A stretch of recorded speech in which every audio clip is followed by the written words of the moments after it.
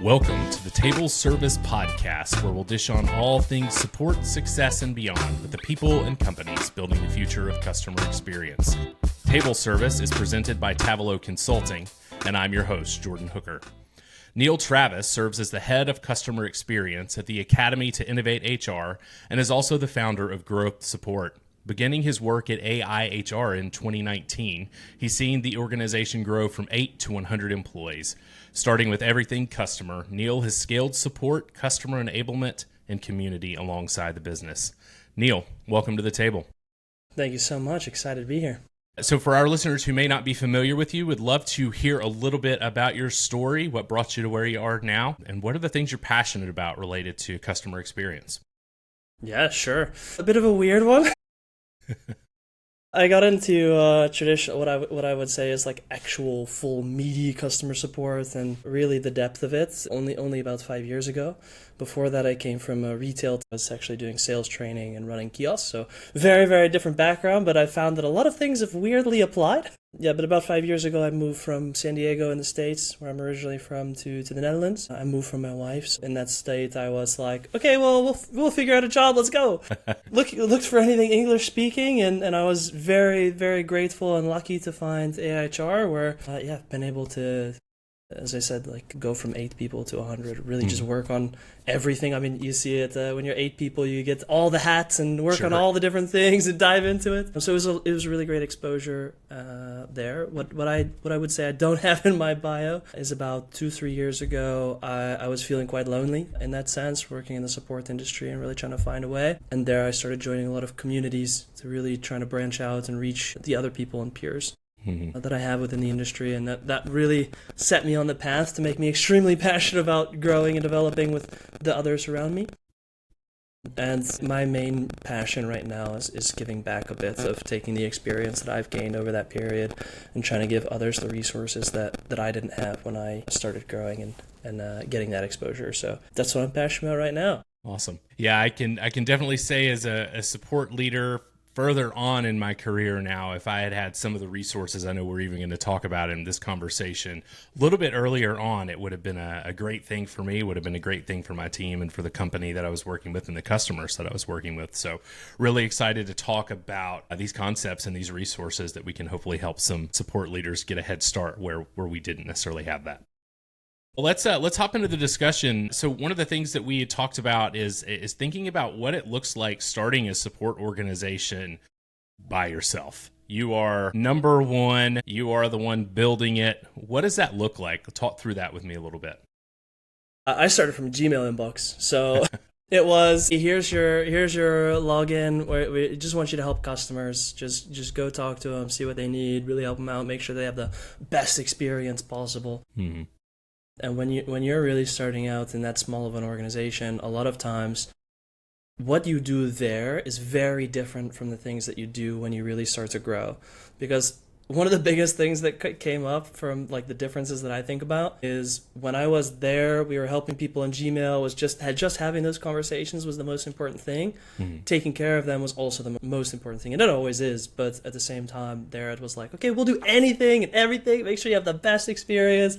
That means there's like no policies. We're really bending over backwards to make sure that every super custom solutions, this kind of thing. And as you start to grow, you obviously start to solidify more structure and start to build those things out. But starting as a group of one, it's just kind of tackle everything. Good luck. Here you go. Sure, absolutely.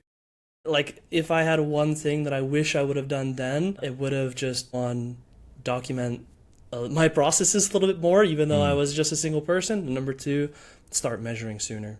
One of the things I know I struggled with in seasons of being very early in a support org, coming into a support organization as the first support manager for that organization, helping team members that have actually been doing the work for a little bit longer, obviously, than I'd been there. One of the challenges that I feel like I faced was helping them understand how to go from the mindset you just described of, we're going to do anything that our customers ask us to do. We're going to bend over backwards to make sure whatever happens works. Had a conversation with somebody who worked at Zappos years ago, and he was talking about how if a customer reached out and asked them to order a pizza, they'd order the pizza for the customer. Like, we give discounts, we give credits with very little questions asked. How do you think organizations can begin to help move teams when it is time past that moment and deal with those types of challenges into scaling the organization, optimizing what the organization does while still delivering an incredible experience? I think for that one of the big things that we really started to do was when we started not being able to really understand or had problems when we were thinking of, okay, I'm a support person of one. I know everything that's going on with customers. I can talk to them all the time. I know X customer had this issue a couple of months ago. They come back. I remember that person. I can help them. No problem.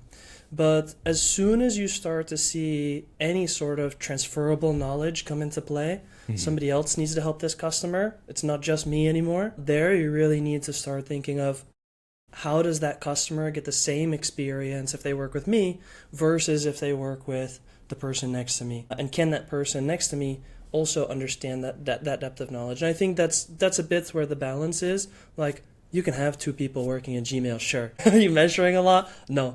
Are you doing a lot? Yeah, you're doing a lot of manual work, probably. But at that point, I think when there's transferable knowledge is when it really becomes important to say, okay, when this situation happens, this is how we're going to deal with it. And then we deal with it in the same way. And then you start to build things out and build that flexibility into things where you didn't necessarily need that before. But now there's another person. You need to start doing that. So I think that's the earliest point that you would need to.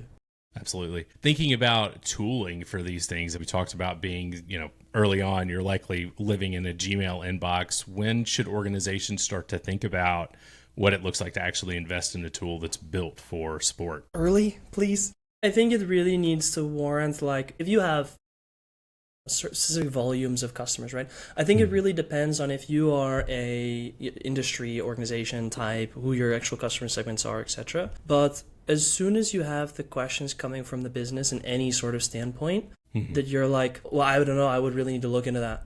And you can't pull that information because you have no sort of measurements. Right. That's a bit of a problem. If you want to be able to really clearly say, this is what our customers are saying, this is what they're working on, this is how we handle them, at any point, then you need some capability to at least tag conversations. Like, bare minimum, tag conversations. Yeah, absolutely. In the most rudimentary way, like, if you can start collecting and measuring some of that product feedback, great, awesome. If you can get some numbers behind it and some qualitative data behind it, even better. Especially early on, you're starting to push towards crafting the product in the first place. If you're a SaaS company or something like that, that early stage customer feedback is extremely important. Absolutely. And if you don't have a way to collect that information or do anything there, then yeah, you need something. I think the other part of it really became visibility. Like, we just didn't know how many customers we were helping because it was just, oh yeah, we had this many emails. We think visibility is super important in that sense. I think, again, having any one additional person, great. If you need multiple people managing conversations, try to get them in one place. And typically CRM, support, service desk, help desk, something like that to be able to help. Something lightweight. I know there's a lot of integrations into Gmail and things like that, but that's just only one use case. Absolutely. Yeah, I know, obviously there's the Zendesks and the Intercoms of the world that, especially for startups, there's lots of opportunity and options for affordable solutions early on. So those could be great, but you're right. There's so many plugins we could utilize with Gmail as well. There's opportunity there for a pretty small support team to do that. I'd be curious your thoughts on thinking in that early stage before we move into like what it looks like to then start to really scale support operations past member 1, 2, 3. What does it look like to help the support organization get space at the table with leadership and build influence early on in the organization instead of what I tend to find years down the road starting to figure out we need to get some more influence at the table, and it just takes a massive effort. How could we start that earlier in the process? Build relationships. Number one, absolutely at the beginning. Like, sure. Especially in the beginning of an organization when it's quite small, thinking back to my experience, 8, 10, 11, 12 people, typically they're really easy to access. They're really, really easy to be able to talk to be able to reach, to have those conversations, to actually be able to help. Number two, if you do start measuring early, being able to go to the product organization and say, hey, this is really what our users want. This is really what they want to build. Starting to build in those feedback loops from customers and getting that information and building that customer centricity really starts to help create that, okay, we want to build in this direction. What are customers saying this time so we can actually like kind of do it? Mm-hmm. At the same time, you want to build those relationships, you want to provide those customer insights. The last thing that I would say is really start focusing on trying to solve those organization goals early. One of the things that I really focus on, what are the direction we're building in? What are we doing? What can support get in hands-on to do? What can we actually like get to be able to help and help move things forward? Mm-hmm. What are the biggest challenges that we have upcoming, and how can our organization's activities support that? I think beginning those conversations as early on as possible will get your foot in the door to get that seat, for sure.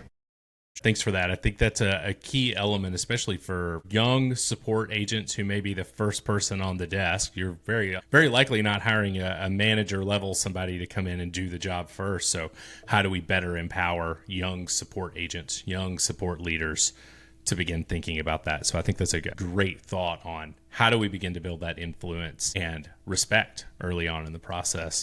Yeah, and if you're an experienced support leader coming into a new organization as well, I think it really applies that speaking to hygiene metrics, like really operational metrics, if this is how quickly we help customers, this is how many they're doing. If you're somebody who has experience really building it, those things, they don't necessarily always translate to that business value that it takes to get that seat at the table. Sure. One of the things that I really try to encourage people to do is take that consultative approach and then tell those stories of how their teams impact the actual problems of the organization rather than just those operational hygiene things. Like there's many other things that you can do. It's really important for you as a leader to know, find out what's most important to the business to know, and then translate those things amongst each other.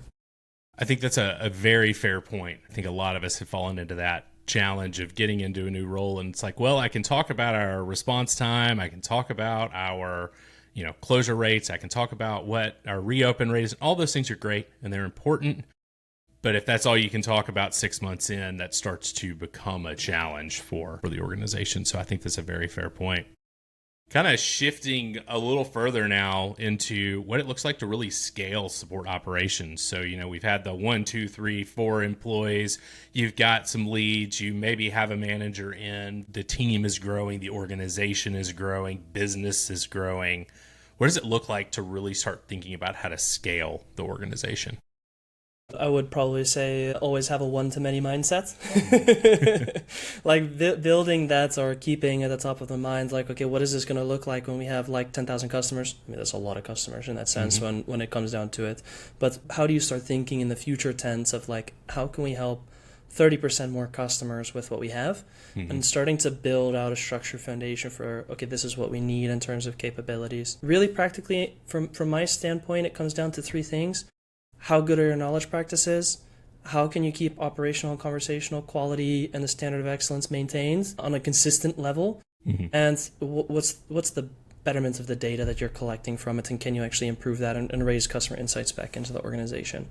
I think getting this structure in place, and there's a lot of things underneath that, of course, but really thinking about how do we help more customers with the resources that we have, and being able to keep that one-to-many mindset. Do you think about as an organization is growing in this way, what onboarding should look like for, say, a new support agent coming in? How can we best ensure those programs meet the needs of that agent and of the company? My first hire that I had as a support agent when I was growing the team, so it was just me, and then it was going to be me plus one because I was taking on a new management role. I needed to essentially backfill myself and the support agents. Our onboarding was like sitting next to each other at the same desk for the week and just doing everything together. I didn't have any processes in place. I didn't have anything really documented well. If I look back at it, one of the first things that I would do is, even if you're in that position yourself, document your processes and make it clearly accessible so that, I mean, the ideal goal of documentation is somebody can walk in and do the job. Right. Like read the thing and do it. But yeah, I think that it should be structured. So what I do now with my teams, now that we've had quite a bit of growth within the organization and the teams, Everybody is set up with a very clear 30, 60, 90-day plan. Mm-hmm. For our support agents specifically, we've condensed it a little bit because we've realized that 90 days is a bit more compressed. So we have clear milestones. So in your first week, this is the end goals and what you're looking to accomplish. And these are all the things that you need to do to get there.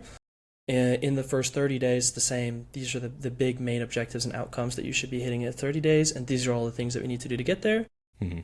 And then out to 60 days. So we have a 1 week 30-60 and really structuring these clear milestones. And one of the really important things that I try to keep in mind is that not everybody will learn in the same way. Mm-hmm.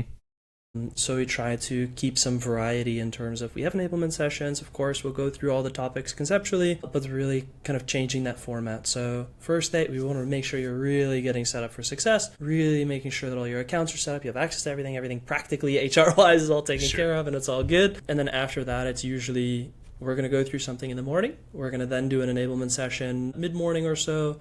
Then we have really some self-exploration so that they can kind of absorb and take that reflective knowledge in. But then also just having time to get hands-on and just be able to start doing it. I know that our enablement, when I was at retail, for example, my onboarding was, hey, a week before you start, just go do these like 8 hours of self-learning courses and get all set up. I had some conversations with people around remote onboarding and different kinds of things. I work in an office, a hybrid environment. I'm in my office today. Sure. But when it comes to remote onboarding, I think there's a couple of things that really work. One, trying to get the ease of use of knowledge and systems and navigating things in the environment as well as possible so that they can focus on the job and not all the practical things around it. Number two, buddy system always works. Mm-hmm. Really being able to set somebody up with a buddy that they know that they have as a resource to be able to help answer any of those questions. Maybe it's practically, maybe it's functionally, something like that. Mm-hmm. And then keeping consistent, like just continually being able to help and say, how do you feel that you're progressing and you're doing? I know that those are more conceptual things, but... Sure, absolutely. Curious your thoughts on, say, for a team that's already established and we're bringing in a new support manager. We're bringing in somebody to backfill someone who's left, or we're bringing in the first time we've brought in a support manager for a younger organization. What would be your advice to somebody stepping into that role in terms of onboarding knowledge for them to have ability to do the job? Be curious to hear your thoughts on that. There are so many resources and really good resources on this exact topic. So I would love to just, hey, go here, go there. Sure. But at the same time, I think it's a very different perspective coming into building a team versus coming into an existing team. Mm-hmm. I haven't personally gone into an existing team from the experience that I have yet, so I can't directly speak to, hey, this is what I did. Mm-hmm. I can only speak to, this is what I would do. Sure. If I were to go into an existing team today, the first things that I would want to do is really spend time understanding the agent's perspective of the experience. Mm-hmm. Really spending time with the team on one side of it. So that's one track that I would have. Really spend time, just really get in depth. What are the biggest things as a team that you're facing as issues or problems or friction points, and what are the biggest opportunities that you think that we have? Just because your agents are on the front line, they speak with customers every single day, they generally have a really good understanding of what's going on. Number one, obviously you're coming into an existing team, you want to understand the team. At the same time, you're coming in as a manager, as a leader, and you want to start getting that strategic business value realized. I really want to also be able to understand the organization goals, outcomes, the direction that they're heading in, so that we can start to piece together that business vision strategy and the agent opportunities and experience that they're bringing in, and how can we actually bridge that gap and have those teams meet. I really want to evaluate the current state of things. Sure. So what's the team saying? What's the business saying? And also just do my own research in terms of like metrics-wise, performance-wise, how are we actually performing? And do those perspectives and stories that the agents and business are telling, are they validated through the actual story that the data tells? Mm-hmm. And the things that we see. So in that sense, that would be the first thing that I would really want to do, understand those things. And then I would think about, okay, these are in the first 90 days or 100 days. Probably what I would do then is really think about what are a couple of different levels of wins that I want to get. Quick wins, 100%. What can we do to really start improving things that maybe have been festering wounds for a while? Sure. That are easy lift, easy approval kind of things. Like I want to get impact realized quickly. Mm-hmm. so that we can start saying, hey, we're here, we're making improvements, or we're working towards these things. These are working. At the same time, I want to start doing that stakeholder management cross-functionally to say, hey, how can we start building those relationships for those long-term things that you really need a lot of buy-in for? Right. How can we start working towards getting the actual mindset that we need to get those things in? So that's at least the way that I would look at it. One more conversation topic for us. You've recently written about a 3 domains framework, and I'd love for you to spend some time talking about this. Certainly we'll share the resource in the show notes as well for our listeners that are interested, but would love to hear from you just a little bit about that framework. Yeah. Just some context of where it came from. It's a culmination of everything from the past few years and the things that we've built to now I need to really show my team what are the focuses, because one of the things that I found was my team really wants to grow. They really want to develop. But one of the things that they find difficulty is knowing where they can take ownership to be able to hey, we're building support. We want to also help build support. We want to be able to do that. Mm-hmm. What can we actually do? What does it actually look like? Yep. And so I started really thinking about, okay, like what does support actually fully mean, and what are the things that we need to really have fully covered as a team to support the organization and our growth, and really think about that and document so they can very visibly see these are all the opportunities and these are the things that we have to work on that fit within our scope. It came down to 3 things. One, which I already mentioned, one, your knowledge practices, like how well do we leverage the information and knowledge that we have available to us to better help our customers and also inform our teams. Within knowledge and that kind of area of expertise that you use in terms of knowledge practices, there's 2 things. One, self-service experience. What is the knowledge that your teams can use to give to customers, and how can customers actually access that information themselves? Do they have the information that they need where they need it, and can they get it self-service themselves? Does it actually fully work? 2, internally. Do reps and agents have the ability to get the knowledge they need to best help customers in the best way possible? Is it easily accessible? Is it readable? Can they actually get the information that they need? And also just know what's coming down the pipeline. It's the worst when you have like a customer that tells you a new product feature that you didn't even know about was released. So like how well is your team informed and can get that information? So one, external, internal knowledge practices are extremely important. There are always opportunities for reps and agents to be able to take on development opportunities there. Also training, like when it comes to the knowledge practices, it's also just knowledge and depth of the team themselves. So are you actually working to upskill them and build their knowledge that they have as well? That's one domain, which is knowledge. The second domain would be quality. So how do we actually take and leverage that knowledge and turn it into really quality experiences? Essentially, how do we become informed to create a better quality experience? There's 3 things under quality. There's always 3 things. Sure. On communication quality, like how well are we maintaining our standard of excellence in conversations? Like, can we just have really great conversations between customers and reps, and how do we maintain that? One, is that like actual QA? Is that like consistency in conversational review? How do we maintain that across different channels? Number 2, operating quality. I think it's extremely important. Like if your customer's like, yeah, this thing looks shiny, and then internally everything is like, we have to click so many buttons to make that happen. We have to really like do some really heavy lifting to make sure those things work. Operating quality is extremely important. Are you actually setting up your systems and your processes to function smoothly? If your team has to deal with incidents every 2 days, you're not going to have a very good experience for agents or customers in that sense. So you really need to set up your operating quality for success. And then really also taking time to coach your teams and be able to have those conversations around the actual enablement side of it. Like, yes, you can train and build competencies in the team. Do you actually translate that into, can they use it, and can we continue to coach them on that knowledge and develop it as well? So training and enablement, I think, cuts across both that knowledge and quality aspect.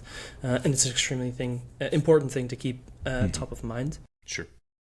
At the same time, you can have really great knowledge practices and you can have really good quality conversations. But if you're not measuring anything, how are you delivering impact? Sure, right.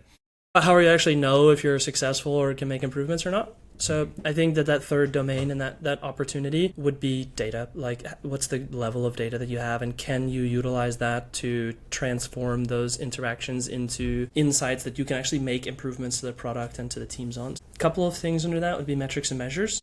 How do you actually set up your organization to create those metrics or that balanced scorecard to where you can show this is what support is doing? One, those hygiene and operational metrics. 2, how those metrics connect to those business outcomes out there as well. And the most important when it comes to data and information would be customer insights. Like, how well can you actually show this is what customers are saying and this is what customers need, and deliver that to the organization. So it comes down to how well you leverage knowledge to turn it into really quality experiences that you can learn from and continue to develop those practices. So it becomes a cycle of improvement and being able to develop that.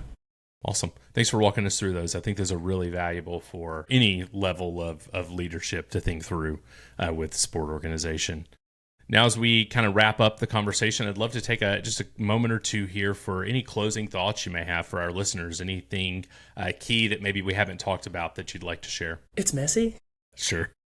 It's a journey. Like, if you're going to be scaling support, like, the things that you build early will not last. Be ready to tear them down and build something new over it. Like, it is a bit of a mindset to be able to, yeah, I built that thing, it's lasted forever, like, let's keep it because I built it so long ago. Sure. You need to break, build, and rebuild quite a lot in that sense, and also just be able to adjust to those needs of the organization. Like, building those relationships, being able to understand the things I build today, we're gonna pull them down and go from there. That's a journey. Right. It takes a lot to keep up with it. At the same time, like, one of the things that I've really found is one of the things that I've been trying to do over the past couple of years is how do I'm building. I really love building. I really love taking on all the process and all that stuff. Sometimes is when you start to go from doing everything yourself to building your team, it can be really hard to let go of a lot of those things that you really like doing and building, because you're like, yeah, I built our self-service experience. I've done it. I've built it. I've built our taxonomy. I built all this. And then your team is now supposed to be responsible for that. And you're like, I want to do this thing. You got to let them run. You got to let them also have the opportunity to do the same. So in that sense, like, it's messy.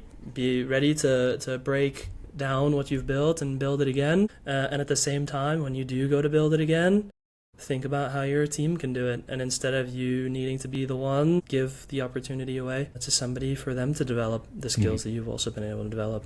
Like, that's what it comes down to, I think. Sure. Hey, thanks for sharing that. I think that's a great close to the conversation. Now, if somebody wanted to reach you, learn more about you, about the Academy to Innovate, or about growth support, how would they best go about doing that?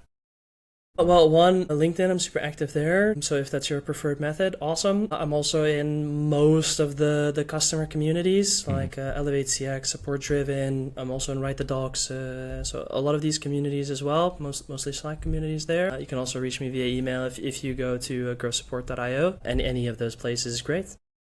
Awesome. Well, we'll make sure to link those down in the show notes below to make it easy for our listeners to reach you if they have interest there. But Neil, thank you so much for joining us here at the table. Thank you. Thanks for having me.